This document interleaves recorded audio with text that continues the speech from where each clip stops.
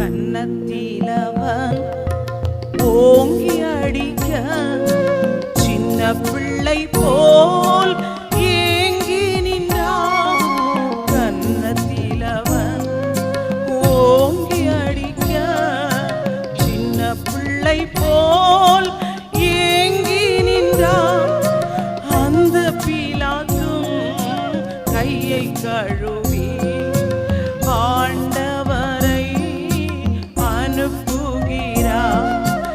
அந்த பீலாத்தும் கையை கழுவி ஆண்டவரை அனுப்புகிறார்.